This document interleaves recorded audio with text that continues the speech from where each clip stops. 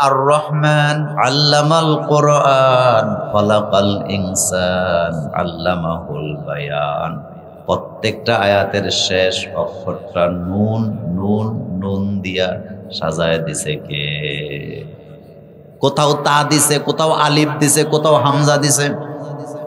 ইদাস সামাউম ফাতারাত ওয়া ইদাল কাওয়াকিবু ইনতাসারাত ওয়া ইদাল বিহারু ফুজ্জিরাত ওয়া ইদাল কুবুরু বু'সিরাত আলাম নাজআলিল আরদা মিহাদা ওয়াল জিবালা আওতাদা ওয়া খলাকনাকুম আজওয়াজা। এইভাবে করে মিলে মিলে সহজ করে করে সহজ ইবারত দিয়া আমাদের জন্য কোরআন নাযিল করেছেন কে? হেফজখানার ছেলেরা যে খানা খায়, আহারে আলুর ভর্তা ডাল কি খায়? কথা কয় না, কথা সত্য না মিথ্যা? আর ডাল তো এমন ডাল, পাতলা ডাল। আমি যশোরে যখন গেলাম প্রথম জীবনে, ওরা কয় হুজুর পাতলা ডাল খাবেন। মাগুরাতে গেলাম, কয় হুজুর লম্বা ডাল খাবেন না পাতলা ডাল খাবেন। তো হেফজখানায় যে ডাল খাওয়ানো হয় অনেক ক্ষেত্রে মুসুরি খুঁজে পাওয়া যায় না, আলুর ভর্তা ডাল খায়। এই মানের খাবার খাওয়ার পরেও হাজার হাজার ছেলে পাবেন যারা 2 বছরে 3 বছরে হাফেজ হয়ে যায়। এমন ঘটনা হাজার হাজার আছে না? না, কোরআনকে আপনি কোনো কিছুর সাথে তুলনা করতে পারবেন না। তার কারণ কোরআনের প্রত্যেকটা কথা কার, আর আল্লাহ যত বড় তার কথাও তত বড়। বর্তমান পৃথিবীতে হাফেজে কোরআনের সংখ্যা 6.5 কোটি ছাড়াই গেছে। সুবহানাল্লাহ, বাড়ির যে কইন আর কি, কয় কোটি? 6.5 কোটি ছাড়াই গেছে। 10 পারা 5 পারার হাফেজের কোনো অভাব নেই। পৃথিবীতে অসংখ্য ধর্ম আছে, তাদের অনুসারীরা, এই ধর্মের অনুসারীরা তাদের ধর্মীয় গ্রন্থের একটা লাইনও বলতে পারে না। কিন্তু যারা মুসলমান সূরাতুল ফাতিহা পারে না, অন্তত বিসমিল্লাহ পারে না, এমন একজন মুসলমান পৃথিবীতে খুঁজে পাওয়া যাবে না। আমাদেরকে ইসলাম কে দিছে? ইসলাম পাইয়া আমরা খুশি না বেজার? দেখেন, এই কথাটা বলে আমি আমার আলোচনাটা শুরু করি।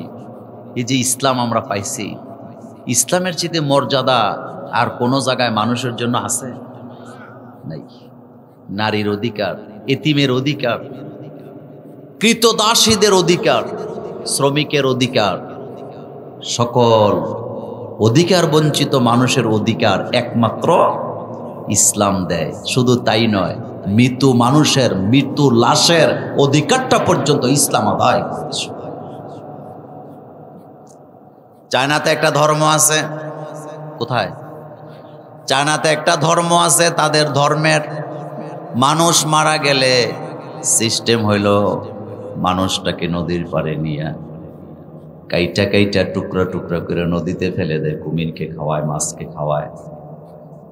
কোন ধর্মের লোকেরা তাদের আপনজন মারা গেলে তাকে আগুন দিয়ে জ্বালায়, কেউ তাকে মাটি চাপা দিয়ে দেয়, কেউ তাকে হাত পা উল্টা ভেঙ্গে বসায়া চাপা দিয়া মাটির তলে ফেলে দেয়, কেউ আবার কারেন্টের শর্ট দিয়া লাশটাকে মোমের মতো গলায়া দেয়। কিন্তু একমাত্র ইসলাম ধর্মে লাশের সাথে যে ব্যবহার করে, এত সুন্দর ব্যবহার পৃথিবীর কোনো ধর্মের ভিতরে আপনি খুঁজে পাবেন না। রাসূলুল্লাহকে জিজ্ঞেস করা হলো, ইয়া রাসূলুল্লাহ সাল্লাল্লাহু আলাইহি ওয়াসাল্লাম, মৃত লাশ কি ব্যথা পায় নাকি? মৃত ব্যক্তিরা কি ব্যথা পায় নাকি? আল্লাহর নবী বললেন, হ্যাঁ, মৃত মানুষেরাও ব্যথা পায়, তোমাদের মতোই পায়। তবে পার্থক্য হলো, তোমরা ব্যথা পাইলে বলতে পারো, কিন্তু তাদের বলার ভাষা নেই, নিথর দেহ পড়ে আছে। এজন্য লাশের সাথে বেয়াদবি করতে নিষেধ করেছেন মুহাম্মদুর রাসূলুল্লাহ সাল্লাল্লাহু আলাইহি ওয়াসাল্লাম। আমরা ইসলাম ধর্মের লোকেরা যখন কেউ মারা যায়, তাকে গোসল করাইয়া, পবিত্র পানি দিয়া পবিত্র করে, পবিত্র কাপড় চোপড় পরাইয়া, দোয়া পরে যতটা সুন্দর করে বিদায় দেই, এটাই প্রমাণ করে ইসলাম লাশের অধিকার আদায় করে কি করে না। এরপরেও যদি ইসলাম পাওয়ার পরে খুশি হতে না পারি, ইসলাম যদি আমার কাছে ভারী ভারী লাগে, আল্লাহর কোরআনের হাত কাটার আইন, আল্লাহর কোরআনের জিনাকারীদের পাথর মারার আইন যদি আমার কাছে অপছন্দ হয়, বুঝতে হবে আমার হৃদয়ের ভিতরে মরিচা পড়ে আছে, আমার কাছে ইসলাম ভালো লাগে নাই।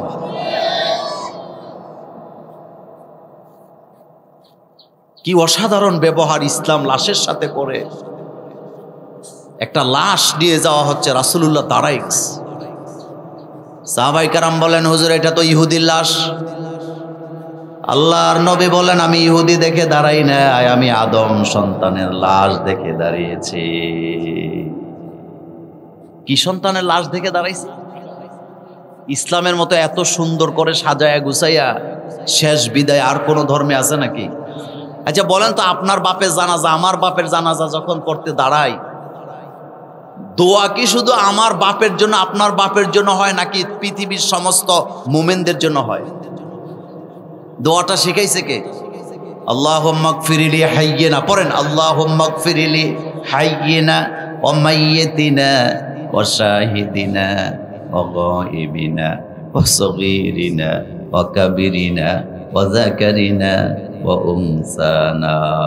আল্লাহুম্মা গফিরলি হাইয়িনা, আল্লাহ জীবিতদেরকে ক্ষমা করে দাও, অমাইয়িতিনা মৃতদেরকে ক্ষমা করো, শাহিদিনা যারা উপস্থিত, গায়িবিনা যারা অনুপস্থিত তাদেরকেও ক্ষমা করে দাও। নারীদেরকে করো, পুরুষদেরকে করো, ছোটদেরকেও করো, বড়দেরকেও করো। তার মানে দোয়া থেকে কেউ বাদ যায় নাই, সবার জন্য দোয়া আছে না? না, কি অসাধারণ ইসলাম আমরা পাইছি। তো ইসলাম পাই আমরা খুশি না বেজার? ইসলামের প্রত্যেকটা হুকুম কল্যাণ না অকল্যাণ? তা আল্লাহ কোরআনে হুকুম করছে, চোর যদি ধরা পড়ে, সুন্নি যদি ধরা পড়ে, কি করো? চোর আর চুন্নির, সুন্নি বুঝেন তো আপনারা? নোয়াখালীতে কি কয়? চুরুরি বলেন, কি বলে? আপনারা বুঝেননি আর কথা তো জোরে কর না। কি করে? আল্লাহ বলছে হাত কেটে দাও। কেন বললেন? কারণ আল্লাহ জানে যে চোরের খাসলত সহজে ভালো হয় না, এই জন্য হাত কেটে দাও, এক দুইটারে কাটো, পুরা চোর বাহিনী সুন্নি বাহিনী সব ঠিক হয়ে যাবে। কিন্তু আপনার কাছে যদি এটা ভালো না লাগে, বুঝতে হবে আপনার মধ্যেই দোষ আছে, নতুবা আপনার ভয় কিসের? কথা কি ঠিক? হাত কাটার আইন, চোরের হাত কাটার আইন, এটা আল্লাহ দিছে কল্যাণের জন্য। মৌলবীরা ওয়াজ করতেছে, আপনি হাত কাটার আইন চালু করেন, আপনি যদি এটার বিরোধিতা করেন তাহলে বুঝতে হবে আপনি হয় চুরি করেন, নতুবা আপনার খালতো ভাই মামতো ভাইয়েরা চুরিতে অভ্যাস আছে। আমি তো ভয় পাই না হাত কাটার আইনকে, কারণ আমি চুরি করি না। আমার ভয় কিসের? চোরের মনে, এত আসতে বললে হবে, চোরের মনে পুলিশ পুলিশ। আপনি ভয় পান কারণ আপনি জানেন হয় আপনারটা কাটা যাবে, নাইলে আপনার খালতো ভাইয়েরটা কাটা যাবে। কিন্তু আমি ভয় পাই না, কারণ আমারটাও কাটা যাবে না, আমার ছেলেরটাও কাটা যাবে না, আমার বউটাও কাটা যাবে না, কারণ আমাদের মধ্যে এই অভ্যাস টভ্যাস। আসেন আলোচনায় যাই। সূরাতুল আল ইমরান, বলেন কোন সূরা?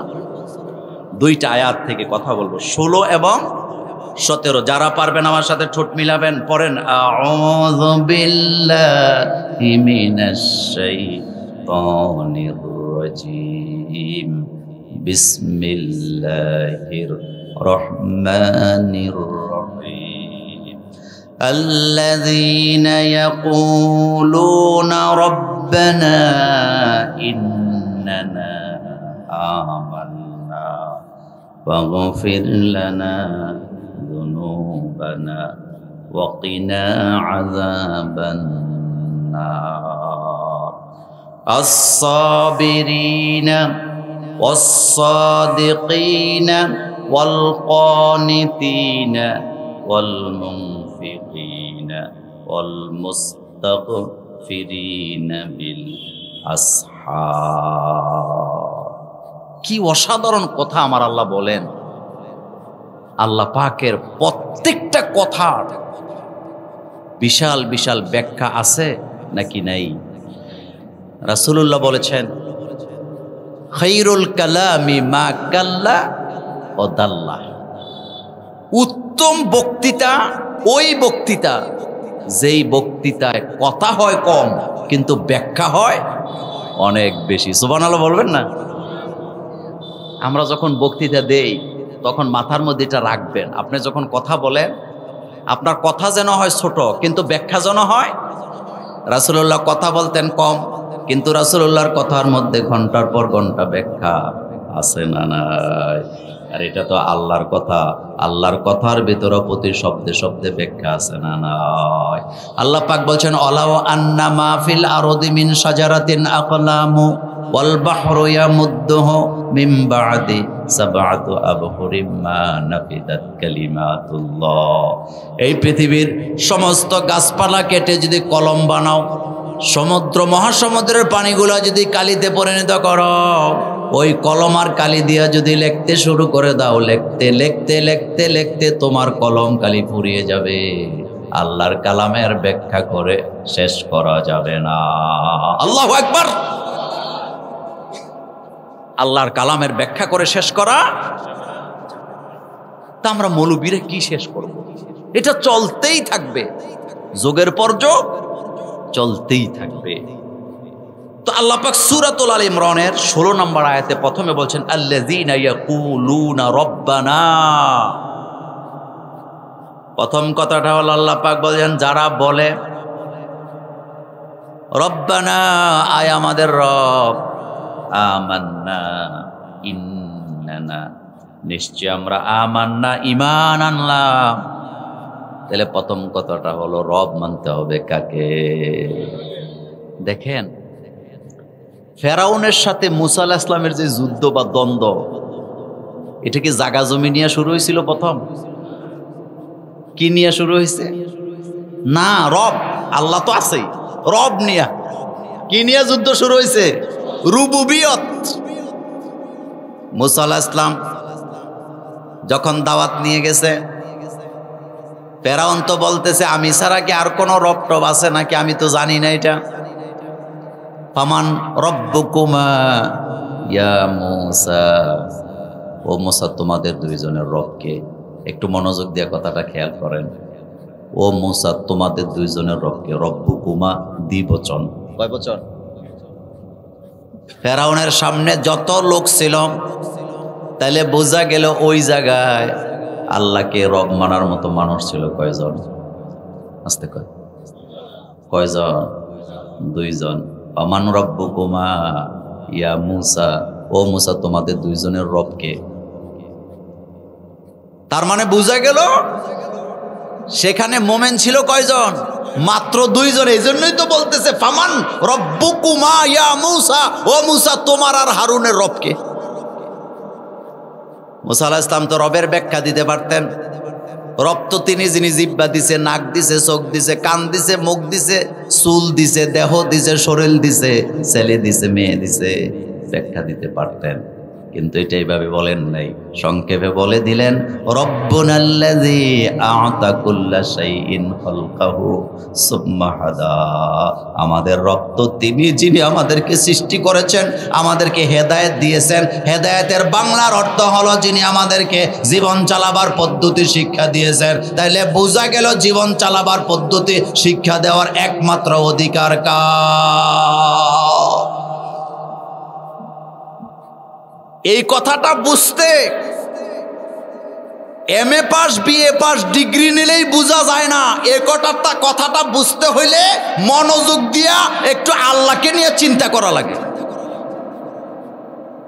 ফেরাউন প্রশ্ন করছে ফামান রব্বুকুমা ইয়া মূসা, ও মূসা তোমাদের রবকে? মূসা জবাব দিলেন তিনিই তো রব, যিনি আমাদেরকে সৃষ্টি করেছেন, আমাদেরকে হেদায়েত দান করেছেন।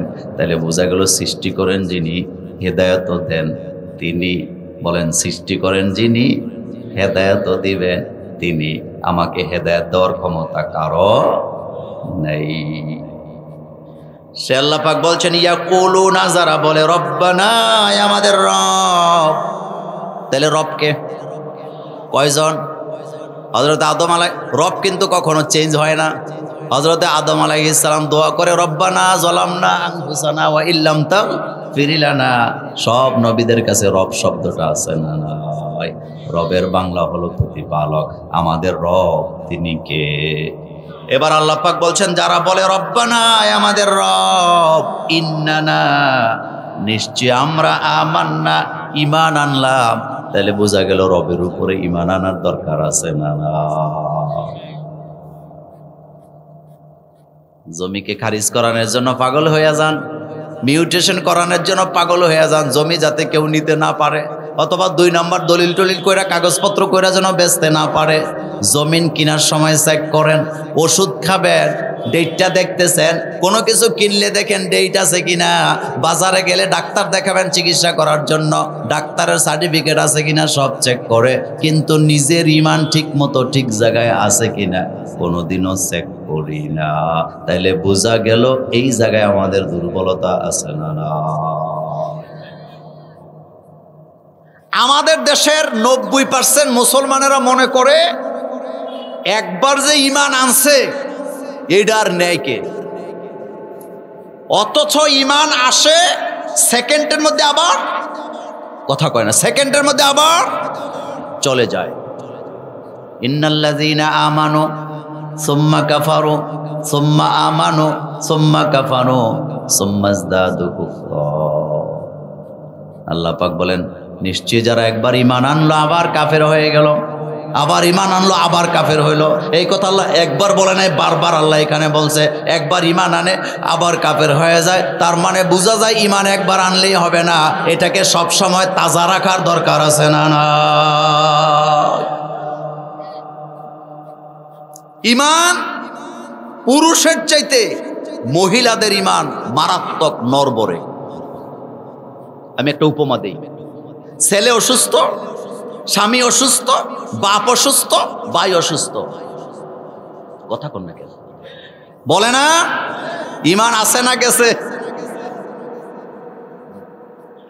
তাইলে ইমান নড়বড়ে। গাছের ডালে পাখি ডাকতেছে, আল্লাহর জিকির করে, সাব্বাহা লিল্লাহি মা ফিস সামাওয়াতি ওয়াল আরদ। আমাদের কুমিল্লার ভাষায় একটা পাখি আছে, এই পাখির নাম হলো জমকলি। আমাদের এলাকায় এটা ডাকলে মহিলারা কয় নিশ্চিত বিপদ আইতাছে। অথচ পাখি জিকির করতেছে কার? আর উনি বলতেছে নিশ্চিত। তো ইমান আছে না গেছে? আবার পুরুষদের ইমানও মহিলারা নষ্ট করে দেয়। কইবেন মোল্লা ভাই কেমনে নষ্ট করে? আপনার চোখের মধ্যে একটা গোটা হয়েছে, যেটাকে আমাদের কুমিল্লা কয় এন্না, তেলেঙ্গাও কয় এন্না বলে। আপনি যদি সকালবেলা ঘুম থেকে ওইটা বলেন চোখের কোড়ার মধ্যে গোটা হয়েছে, এন্না হয়েছে, ব্যথা করতেছে, মহিলারা ডাক্তারি করে শিখাই দিব, নুনু, ছোট বাচ্চাদের নুনু লাগাই দাও। কথা কন না কেন বলে না? তো ইমান আছে না গেছে? না শুধু যায় না, ইমান এখন ছোট বাচ্চার নুনুর কাছে যায় ধাক্কা খাইছে। নামাজি লোক আসরের নামাজ পড়ে বাইরে হয়েছে মসজিদের বারান্দায়।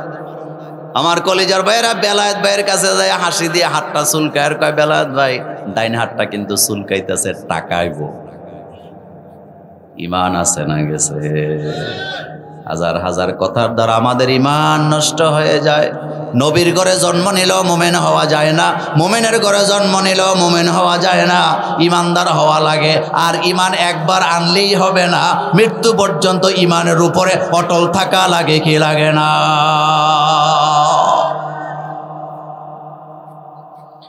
আল্লাহ পাক বলেন যারা বলে রব্বানা, আমাদের রব, ইন্নানা, নিশ্চয় আমরা, আমান্না, ঈমান আনলাম।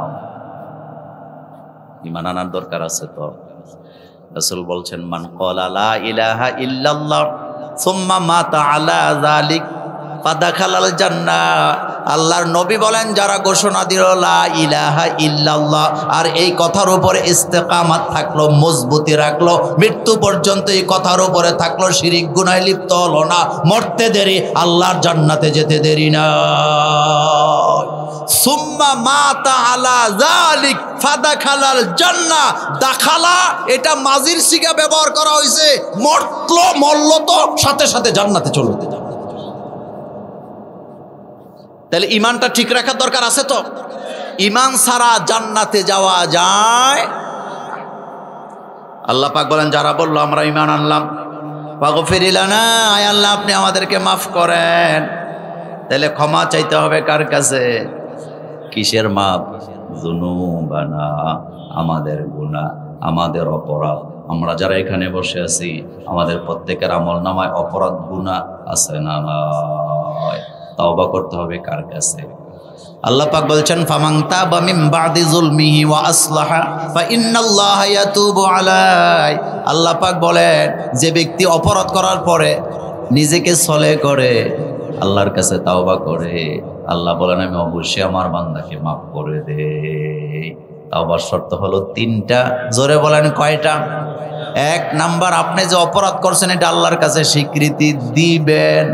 2 নাম্বার, লজ্জিত হইয়া ক্ষমা চাইবেন আর ওয়াদা করবেন আল্লাহ আমি কখনো আর এই অপরাধে জড়াবো না। আর 3 নাম্বার, আপনার দ্বারা যদি কারো হক নষ্ট হইয়া থাকে আপনি ওই ব্যক্তির হক ওই ব্যক্তিকে পাওনাটা দিয়ে দিবেন। এই 3টা শর্ত পালন করে যারা তাওবা করে তাদের তাওবা কবুল করেন কে? তুবু ইলাল্লাহি তাওবাতান নাসুহা। আমাদের দেশের লোকেরা শোনেন, আমাদের দেশের লোকেরা তাওবা করতে রাজি, মসজিদে বইয়া কানতেও রাজি, কিন্তু পরের হক ফেরত দিতে রাজি নেই। কুমিল্লার এক চেয়ারম্যান 30 বছর চেয়ারম্যানই করছে। কয় বছর? ক্ষমতাটা কত ছিল? সোজা কথা না। সরকার চেঞ্জ হয়েছে, দল চেঞ্জ হয়েছে, কিন্তু ওনার চেয়ারম্যানই চেঞ্জ হয় নাই। কিছুদিন আগে আমারে হাত ধরে কয় মোল্লা ভাই দোয়া করেন। মোল্লা কয় না আঙ্কেল দোয়া করেন। হস্টস করে আইছি, সব বাদ দিয়ে দিছি। রাজনীতি ভালো জিনিস না, চেয়ারম্যানই আর করতে চাই না। 30 বছর করছি, আর লাগবে না। এবার আল্লাহ আল্লাহ করতে চাই। তো আমি হাসির চলে বললাম আঙ্কেল আপনি যে তাওবা করলেন, এখন এই 30 বছরে যাদের গম খাইছেন, খেজুর খাইছেন, দম্বার গোশত খাইছেন, এগুলা ফেরত দিছেন নি? এগুলা ফেরত দেবো কই থেকে? এগুলো তো ফেটে চলে গেছে। আমি এগুলা ফেরত দিবেন না যতক্ষণ আল্লাহর দরবারে তাওবা কবুল হবে না ততক্ষণ। ঠিকটা তো আসতে কইলেন। এ কথা আমার না আল্লাহর। তুবু ইলাল্লাহি তাওবাতান নাসুহা। নাসুহা শব্দের অর্থ হলো নির্ভেজাল তাওবা। যেই তাওবা করার পরে বান্দা আর কখনো অপরাধে জড়ায় না। ক্ষমা চাইতে হবে কার কাছে? हर घड़ी दे देने की तैयार है, हर घड़ी दे देने की तैयार है, जो ना मांगे उससे तो बेजार है। দুনিয়াতে আপনি যদি কারো কাছে বারবার চান, যার কাছে যাইবেন সে নারাজ হয়ে যায়। একমাত্র আমার আল্লাহ, তার কাছে না চাইলে তিনি বেজার হয়ে যায়। চাইতে হবে কার কাছে?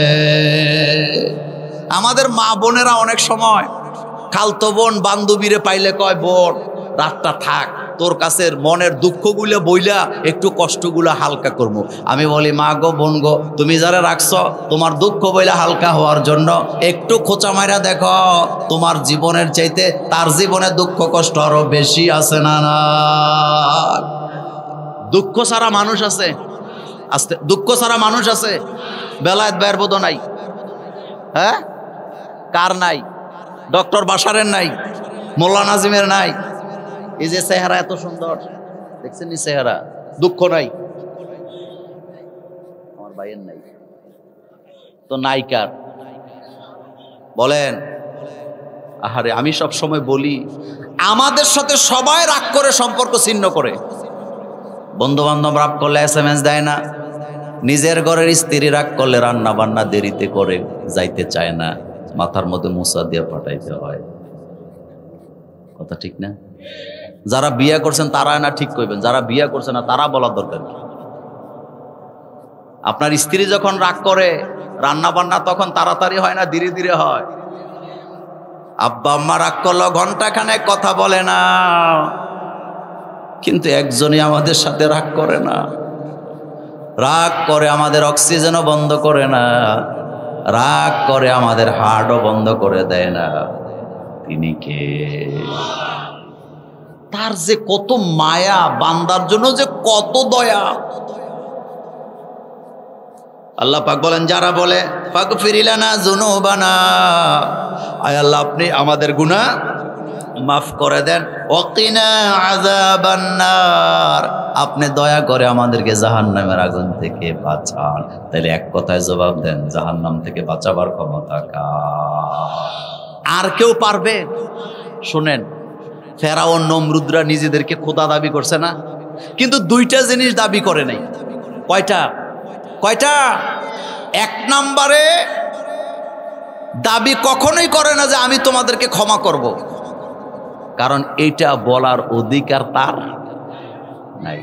আরেকটা কথা ফেরাউন নমরুদরা বলে নাই, দাবি করে নাই, সেটা হলো এই মহাবিশ্বকে আমি তৈরি করছি, এমন কথা বলার ক্ষমতা ফেরাউনেরও ছিল না, নমরুদও ছিল না, কারোই ছিল না। ছিল? এই পৃথিবী, এই বিশ্বজগৎ সৃষ্টি করছে কে? এ কথা বারবার কোরআনে আছে না নাই? আমি তোমাদেরকে ক্ষমা করব, এই কথা একমাত্র বলতে পারে কে? আর কেউ কি এই কথা বলছে?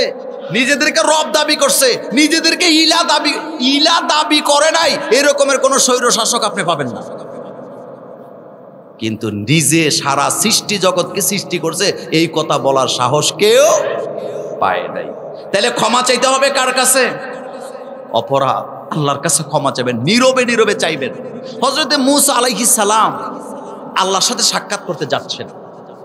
একজন মহিলা মূসা আলাইহিস সালামকে দেখছে, দেখে বললেন, মূসা আপনার কাছে আমার একটা কথা আছে। কয় কি কথা? আপনি যখন আল্লাহর সাথে কথা বলতে যাবেন, আল্লাহকে জিজ্ঞেস করবেন এই পৃথিবীতে তার এক বান্দি আছে, এই বান্দি এমন অপরাধ করছে যে অপরাধ নরমালি কোনো বান্দি করে না, আল্লাহকে বলবেন তো আল্লাহ কি তারে মাফ করবে? মূসা আলাইহিস সালাম জিজ্ঞেস করছে, আল্লাহ আপনার এক বান্দি আমার কাছে জানতে চাইছে, সে এমন অপরাধ করছে যেটা অন্য কেউ করে না, আপনি কি তারে মাফ করবেন? আল্লাহ বললেন, মূসা আমার বান্দিকে জানায় দিও, আমার বান্দি যদি আমার কাছে তাওবা করে। কি করে? আরো জোরে বলেন, কি করে? আমি আল্লাহ আমার বান্দিকে মাফ করে দেব। রাসূল বলছেন, কুল্লুকুম খাত্তা, তোমরা সবাই তো ভুল করো, ওয়া খায়রুল খাত্তাইন আত-তাইবুন, কিন্তু অপরাধ করার পরে তারাই আল্লাহর কাছে প্রিয় যারা আল্লাহর কাছে তাওবা করে। অহংকারীকে আল্লাহ পছন্দ করে। মূসা আলাইহিস সালাম এসে বলছে, আল্লাহ তো বলে দিছে তাওবা করলে মাফ করে দিবে। দ্বিতীয় দিন আবার মহিলা বলতেছে, মূসা আল্লাহরে জিজ্ঞেস করে তো আল্লাহ কি তার বান্দিকে মাফ করবে? আল্লাহ দ্বিতীয় দিনও বললেন, যাও তুমি আমার বান্দিকে বলে দিও, আমার বান্দি যদি আমার কাছে অপরাধ করে আমি মাফ করে দিব। তৃতীয় দিন আবার যখন মূসা আলাইহিস সালাম রওনা দিছে, এবার মহিলা বলতেছে, মূসা তুমি তো প্রতিদিন আল্লাহকে জিজ্ঞেস করো, আল্লাহ বলে মাফ করবে, একদিনে তো জানতে চাইলে না অপরাধীটা কে আর অপরাধটা কি? অপরাধীটা কে আর অপরাধটা? মূসা আলাইহিস সালাম কয়, বলো অপরাধীটা কে? এবার নিজের দিকে তাকায় এইভাবে আঙ্গুল দিয়ে বলতেছে, অপরাধীটা আমি। তো অপরাধটা কি? কয় অপরাধটা হলো আমি জিনা করার পরে আমার পেটে বাচ্চা চলে আসছে, ওই বাচ্চা আমি পাহাড়ের উপরে যাইয়া প্রসব করলাম, নিজের বাচ্চা, চেহারার দিকে তাকাইলাম, ফুটফুটে একটা বাচ্চা জন্ম দিলাম, কিন্তু লোকলজ্জার ভয়ে আমি বাচ্চাটাকে পাহাড়ের উপর থেকে নিজের হাতে ঢিল মেরে নিচে সরিয়ে দিলাম। বাচ্চাটা একটা পাথরের উপরে আঘাত খাইয়া মাথার মস্তকটা বেরিয়ে গেল, বাচ্চাটা মারা গেছে। আল্লাহরে জিজ্ঞেস করো এই অপরাধ কি ক্ষমা হবে নাকি? হযরতে মূসা আলাইহিস সালামকে আল্লাহ আপনার বান্দিকে কি ক্ষমা করবেন? আল্লাহ বলেন, তুমি জানায় দিও তার কোনো ক্ষমা নেই। এর আগে 2 দিন আল্লাহ কি বলছিল? আচ্ছা বলেন তো ভুলটা কি করলো সে? হ্যাঁ ফাইন। আরেকজনকে, আমাদের সমাজেও কিছু মানুষ আছে মুরব্বি টাইপের লোক, কারোর সাথে যদি ঝগড়া টগড়া হয় কয় তোর কপাল ভালো আমি আগের মতো নাই, থাকলে তোর খবর আছে। মানে উনি পাবলিসিটি করতেছে উনি আগে বান্দরের খালতো ভাই আছে, এরকম আছে না? অপরাধ হয়ে যায়, রাসূল বলছেন কুল্লুকুম খাত্তা, মানুষে অপরাধ করে, কিন্তু খবরদার অপরাধ করার পরে অহংকার করা যাবে না। মাথা নত করতে হবে কার কাছে? ক্ষমা চাইতে হবে কার কাছে? শুনেন, জিনা করছেন তাওবা করলে মাফ পাবেন, শিরিকে লিপ্ত হয়ে গেছেন না জানি না, তাওবা করলে মাফ পাবেন, বেদাত করছেন মাফ পাবেন, নামাজে কমতি ছিল মাফ পাবেন, রোজায় কমতি ছিল মাফ পাবেন, যাকাতে কমতি ছিল মাফ পাবেন, কিন্তু পরের হক নষ্ট করবেন না। এই গুনাহ কখনো ক্ষমা করা হয়? এই গুনাহ কি ক্ষমা হয়? আজ থেকে ক্ষমা হয়? তাহলে কোনটা করা যাবে না? হ্যাঁ, আল্লাহ রাব্বুল আলামিন বলছেন, সর্বশেষ আয়াতে বলছেন, অকিনা আযাবান নার, জাহান্নাম থেকে মুক্তি দেওয়ার ক্ষমতা কার? সবাই পড়েন আল্লাহুম্মা আজিরনা মিনান নার, পড়েন আল্লাহুম্মা আজিরনা মিনান নার। এক বচনে দোয়াটা আছে, বহু বচনে আছে, আল্লাহুম্মা আজিরনি মিনান নার, আল্লাহুম্মা আজিরনা মিনান নার। আয় আল্লাহ তুমি আমাকে জাহান্নাম থেকে মুক্ত করো, আয় আল্লাহ তুমি আমাদেরকে জাহান্নাম থেকে মুক্ত করো। ওয়াকিনা আযাবান নার। আল্লাহু আকবার। ক্ষমাটা কার কাছে চাইবেন? আমার মায়েরা, বোনেরা যারা আসছো, আমার ভাইয়েরা, অপরাধ হয়ে গেছে, আল্লাহর কাছে ক্ষমা চাইবেন। রাতের বেলা তাহাজ্জুদে দাঁড়াবেন। কিসে দাঁড়াবেন? কারণ বান্দার চোখের পানিকে সবচেয়ে বেশি ভালোবাসে কে? আল্লাহ রাসূল হাদিসে কুদসি রাসূল বলেন, আল্লাহ পাক বলেন, জাহান্নামের আগুনকে নিভাইয়া দিতে পারে এমন ক্ষমতা কোনো পানি বা সমুদ্রের নাই, কিন্তু বান্দার 2 ফোঁটা চোখের পানি জাহান্নামের আগুন নিভাইয়া দেয়। শোনেন, যেই অন্তর আল্লাহর ভয়ে কাঁদে, যেই চোখ আল্লাহর ভয়ে কাঁদে, সেই অন্তর, সেই চোখ জাহান্নামের আগুনও জ্বালাতে পারবে না। দুনিয়াতে যে দেশগুলোকে আপনার সুপ্রিম পাওয়ার বলেন, আসলে কি তারা সুপ্রিম পাওয়ার? একথা শিখ। সুপ্রিম পাওয়ার কার? আমেরিকারে আপনারা সুপ্রিম পাওয়ার বলেন। আচ্ছা বলেন তো, আমেরিকায়, ক্যালিফোর্নিয়ায়, লস অ্যাঞ্জেলেসে যে আগুন লাগলো, তাদের কাছে কি বিমান ছিল না? হেলিকপ্টার ছিল না? তাদের কাছে কি আমাদের মতো দুর্বল ফায়ার সার্ভিস ছিল না শক্তিশালী ছিল? তারা তো মোরল দাবি করে নিজেদেরকে। আপনারা জানেন কিনা জানি না, এই লস অ্যাঞ্জেলেসে ওখানে ভিআইপিরা বাস করত, কোটি কোটি মিলিয়ন ট্রিলিয়ন ডলারের মালিকেরা বাস করতেন, ভিআইপিরা বাস করত, কিন্তু ওই শহরে পাপাচারও অনেক বেশি ছিল। পুরা শহরটা জলে সারখার হয়ে গেছে, একটা বাড়িও তারা রক্ষা করতে পারে নাই। আগুনটা লাগাইছে কে? কে লাগাইছেন? কাউমে লুত। কাউমে লুতকে ধ্বংস করছে কে? আমরা ফার্সিতে পড়ছি, কারদে কাউমে লুতেরা জের উ জবর। কারদে কাউমে লুতেরা জের উ জবর। জের জবরের বাংলা অর্থ উলট পালট। আল্লাহ পাক বলেন, এই শহরটাকে আমি উলট পালট করে দিছি। আল্লাহ পাক জিবরাইলকে বলেন, জিবরাইল জমিনটা উল্টায়া দাও, জমিনটা উল্টায়া দাও। এমন ভাবে উল্টায়া দিছে, সকালবেলা বাহিরের জনপদের লোকেরা সেখানে যায় দেখে একটা সমুদ্র। এই জায়গায় কোনো জনবসতি ছিল, তার কোনো চিহ্ন তারা খুঁজে পায় নাই। ক্ষমতার মালিকানা কার? আমি আপনাকে অসংখ্য দৃষ্টান্ত দিতে পারবো। ক্ষমতার একচ্ছত্র মালিকানা কার? তাহলে সুপ্রিম পাওয়ার যদি বলতে হয় কাকে বলবেন? আর এটাই হলো আল্লাহু আকবার। বলেন আল্লাহু আকবার, আল্লাহু আকবার, এটাই তো আল্লাহু আকবার। তাহলে জাহান্নামের আগুন থেকে মুক্তি চাইবেন কার কাছে? এরপরের আয়াতে আল্লাহ পাক বলছেন, আস-সাবিরিনা ওয়াস-সাদিকিনা ওয়াল কানিতিনা ওয়াল মুনফিকিনা ওয়াল মুস্তাগফিরিনা বিল আসহার। আস-সাবিরিন, ধৈর্যশীলদের সাথে আছে কে? ধৈর্যর বাংলা অর্থ আমরা বুঝি না। ধৈর্য মানে মনে করে কতক্ষণ চুপ সেকে থাকা, এরপরে একটা নাকের মধ্যে ঘুষা দেওয়া, এরকম কথা কয় না। ধৈর্য কি এটারে কয়? ধৈর্য অর্থ বুঝেন নাই।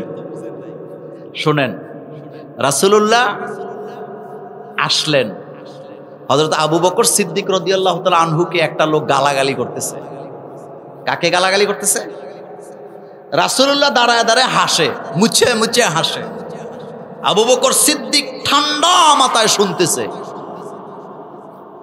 হযরত আবু বকর খেয়াল করলেন,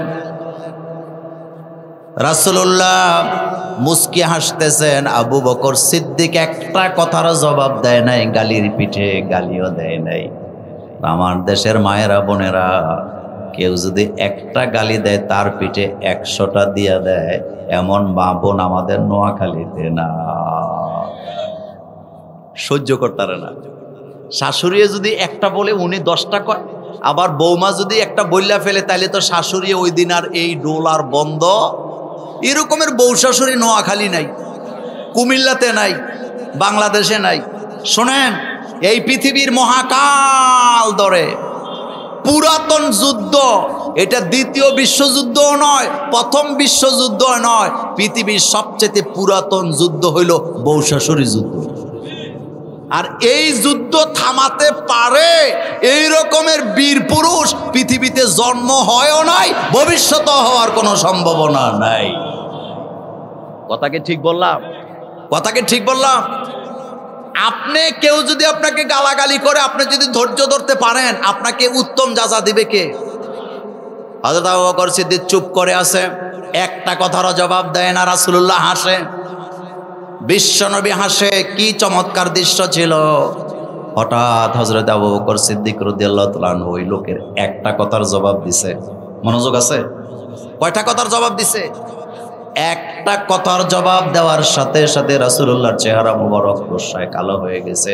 নবীজি এই জায়গা থেকে চলে যাচ্ছেন, হযরত আবু বকর সিদ্দিক দৌড়ে যায়, কয় রাসূল গো, এই লোকটা এতক্ষণ আমাকে মন্দচারী বলল, গালাগালি করলো, আপনি হাসলেন, আমি দাঁড়ায় থাকলাম, কিছু বলি নাই, আমি শুধু একটা কথার জবাব দিলাম, আপনি চেহারাটা কালো করে চলে যান, কারণ কি?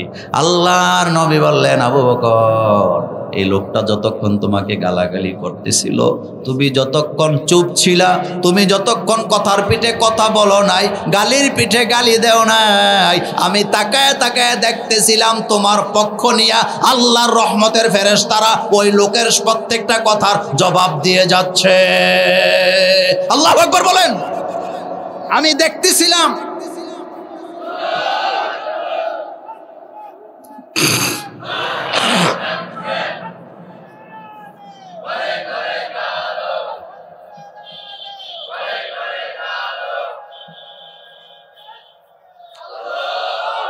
আমি দেখতেছিলাম যতক্ষণ তুমি চুপ ছিলা, ফেরেশতারা তোমার পক্ষ নিয়ে তারে কথা বলতেছে, জবাব দিতেছে প্রত্যেকটা কথার।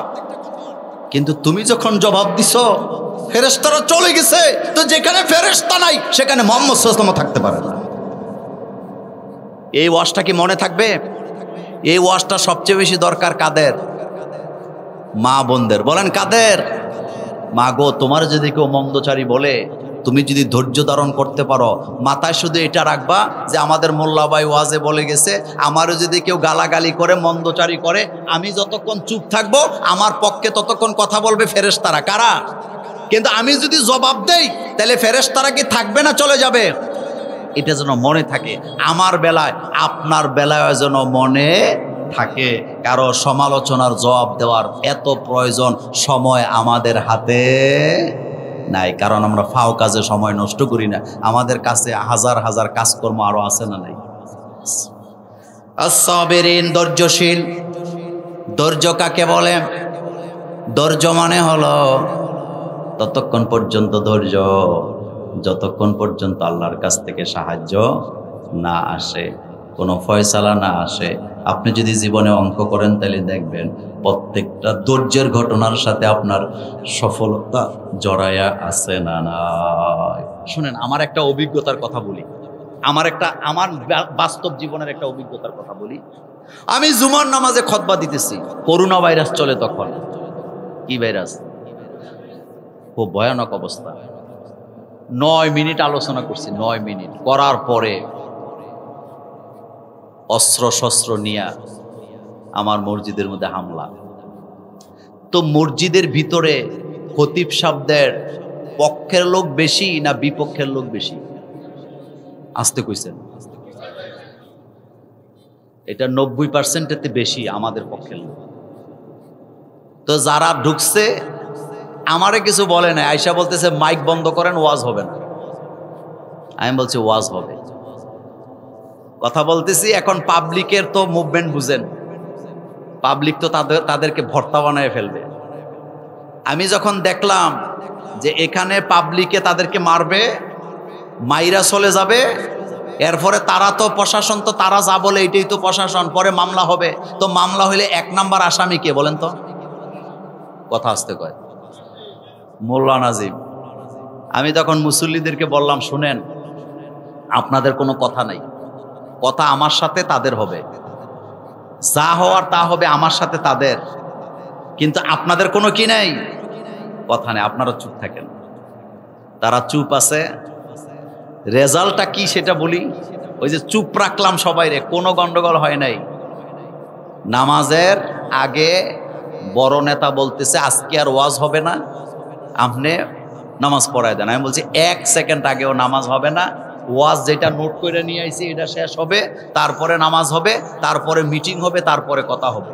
শুনেন, এই যে মারামারি হয় নাই, নামাজের পরে তাদের বড় নেতা, মাইজ্জা নেতা, ছোট নেতা মসজিদে দাঁড়াইয়া সবার সামনে মাপ চাওয়া লাগছে, হাত জোর করে, যে আমাদের এটা অন্যায় হয়েছে, ভুল হয়েছে, মাপ চাই, ক্ষমা করে দেন।